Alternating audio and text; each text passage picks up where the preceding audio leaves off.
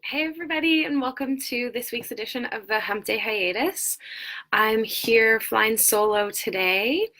Typically the last Wednesday of the month, it'll be me just kind of doing a little recap of what we've chatted about in the previous month and what you can expect and what is to come for the upcoming month.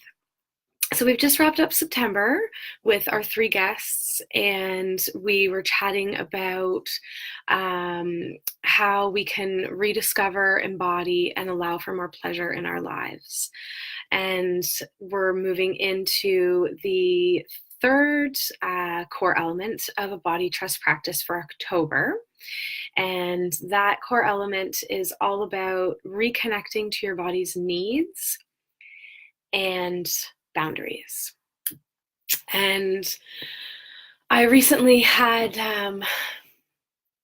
some beautiful and amazing quality time with my niece and nephew. And during that visit, my niece picked out a bedtime story that she wanted me to read to her, in addition to the one that I had picked out.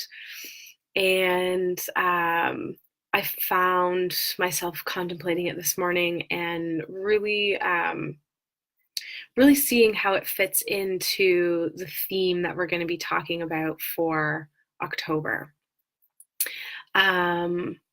So I had picked out a storybook that I had bought her, which I think is called I Like Myself as I Am. And in reading through it again a second time with her, I noticed a little fat phobic language in it, which I didn't catch when I had scanned it in the store, and then read through it the first time with her. Um, Anyway, so that was a little disappointing. And then the book that she chose for me to read to her is out of a series called The Perfect Princess. Um, and it's a series that seeks to educate young girls about manners. So the one that we were reading was about jealousy, and essentially how the books go was or is that on one page you have images and a little paragraph or a few sentences about an undesirable behavior that the little girl is taking part in. And then on the very next page, you see the little girl turn into a perfect princess. And then there's the correction there on what, the desirable action or behavior would be in response to this specific situation. So problematic on so many levels that I'm not going to get into or go down a rabbit hole about today, because that could take a long time. Even alone, the words perfect and princess. And so boundaries and our body's needs.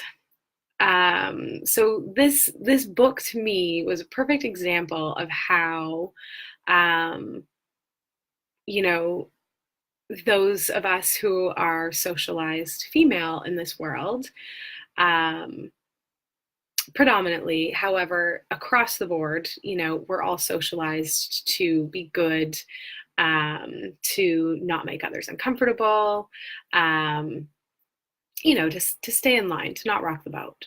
But with the way that this book was written, geared towards young little girls, it just got me thinking, like, here she is at 7, and I don't know what the age range is for this book. And already we're teaching young girls, to basically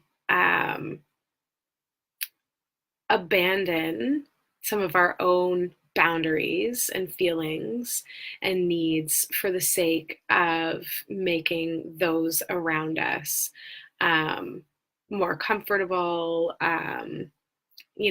less put out um, than, what society tells us they should be. And, I think so. I think back to, when I was young, and I've been doing, I'm on week 1 of Melissa Toller's Right to Get Free course. And I've been doing a little writing with the prompt that she gave us for the first week. And also, interestingly enough, a lot of a lot of things that were coming up for me as I was writing were around how I was socialized, and the way I was brought up and taught to put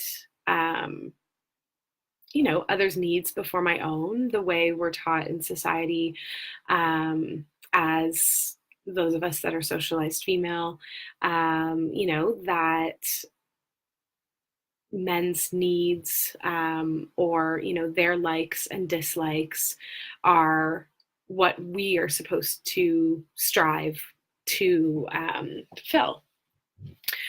And so there's constantly this detracting from the self, and this looking outside of ourselves for these ways that we're supposed to present ourselves that others are going to like, that others are going to be attracted to, that others are going to find desirable, or that others are going to applaud or reward. And it really, really hammered home for me how, I was never really asked how I felt about things. And I see how a lot of folks speak to their children as, they just kind of dictate to them, here's the routine, here's what we're going to do. And nowhere along the line are adults asking these little people what feels good for them. Right? So we're not fostering this connection to the body that's needed so that we can, in fact, even simply know what our needs are. And so I wanted to share a little bit about how at 35 years old, I came to start to recognize my needs and boundaries, and start to honor those. And we'll just see where that takes us. So when I started doing body trust work with Be Nourished out of Portland, Oregon, Hillary and Dana, I ended up finding myself in community with folks who showed up and allowed me to show up in ways that I had never experienced before in my life. And, that allowed for a lot of things to open within me, because for the first time I was in a space with people who didn't care how I showed up, didn't care, they really were just there to get to know me and support me and see me for who I was. So there was no preconceived notions. There was, no, you're Dana, this is where you're from, and here's the box that, we've kind of organized you into in life. And so that for me was really, really liberating and really helped me to start this journey of exploring who I was, right? Because I was in a space where there were no expectations of who I needed to be. I could simply explore, what this body was, what this life was for me, without everyone else kind of putting their ideas on me and then feeling like I needed to perform. And so that was kind of step one for me, was, really finding this community in this space that felt safe enough for me to call on my courage and bravery and, get messy, not know what I was doing, say things that might have been wrong, learn about it, make mistakes, learn some more. And that I found really, really helpful. And then the kind of second place that I went with this was starting to ask myself what my core values are. And so, I mean, they, not that they're stagnant, these are things that can change at any time in our lives. Right now, though, I would say, my core values would have to be connection. So connection and community, authenticity, fun. Gotta have fun in life. And I think integrity. And so once looking at my values, and I do this every once in a while just to kind of remind myself of, why I'm doing the work that I'm doing, who I am, and, where what I want to be in alignment with. And so I take a look at these core values and then ask myself, what do I need in life in order to follow these? And then the other side of that with my body is, how do I treat myself that's in alignment with these core values? What does that look like? Am I relaxing when I need to relax? Am I, feeding myself when I'm hungry? Am I going to the bathroom when I have to go to the bathroom? I know so many of us, sometimes don't even drink water because we're so busy that, we don't want to have to take a break to go to the bathroom. So am I living in alignment with my values when it comes to my body's needs and my greater needs? And then, with those core values, what will I and won't I tolerate? Right? These are the boundaries. These are where we draw the lines, and I used to think that boundaries, were offensive.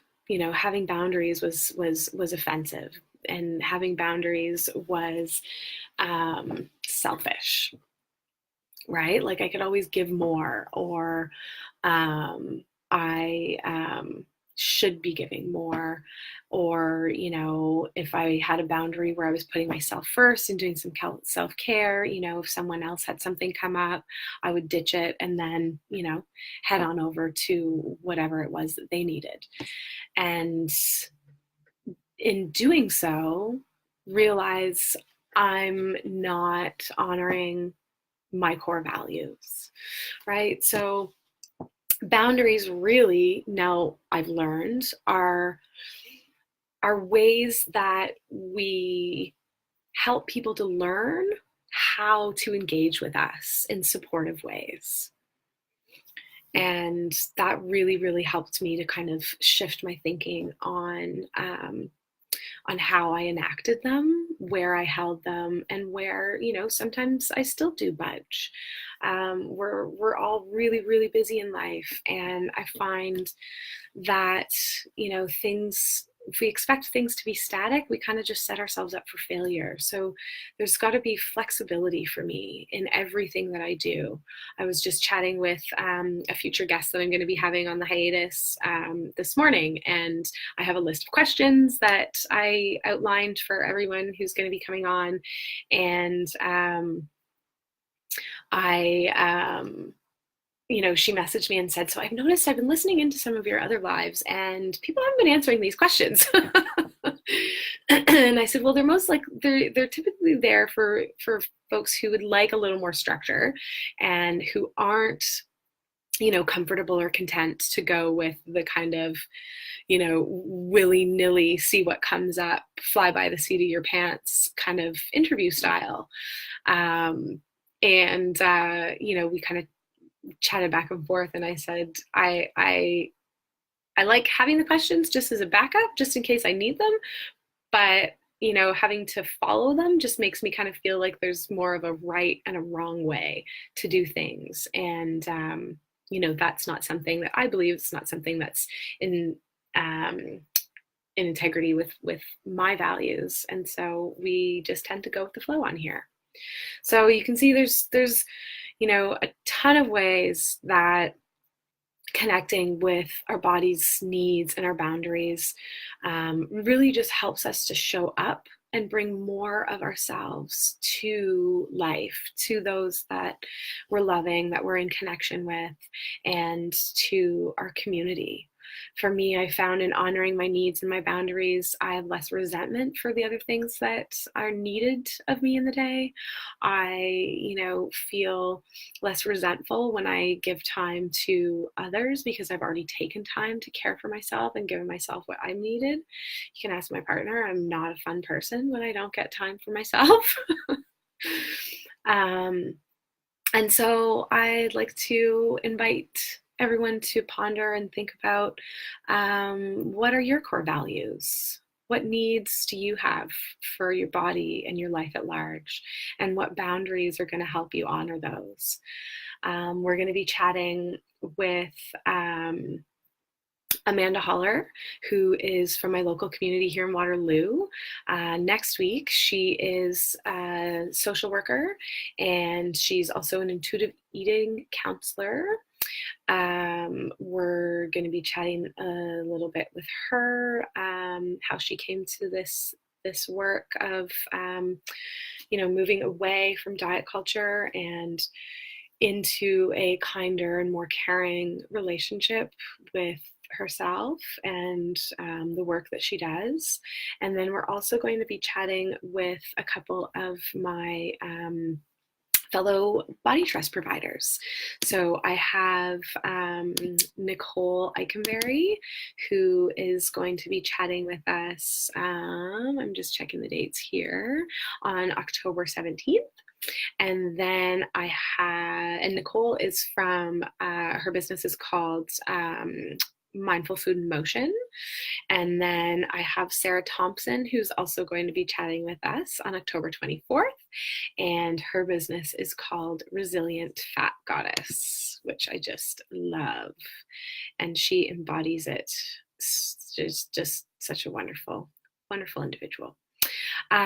So that's about it for me today. Stay tuned. We will be back next week, same time, same place, to chat with Amanda, and I'll be posting on Facebook and Instagram as well, with all of those dates and speakers, just in case you didn't catch that here.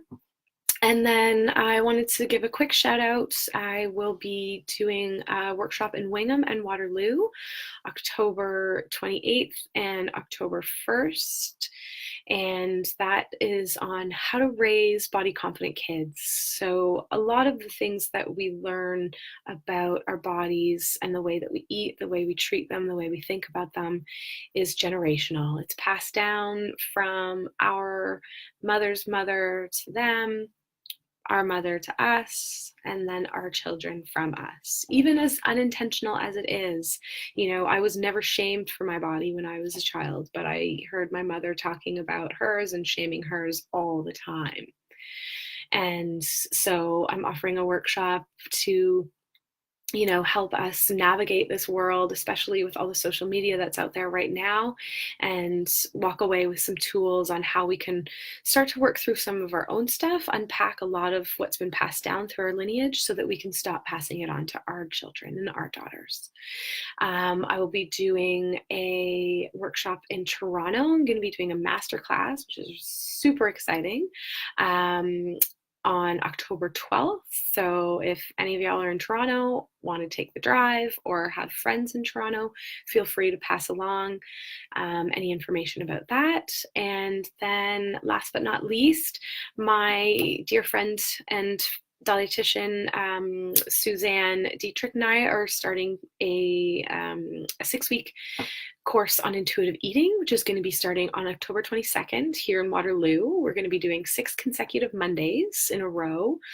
For those of you that are interested in learning more about intuitive eating, please message me on here. You can email, check out my website, reclaimingthewild.com. All of the information and ticket sales are there.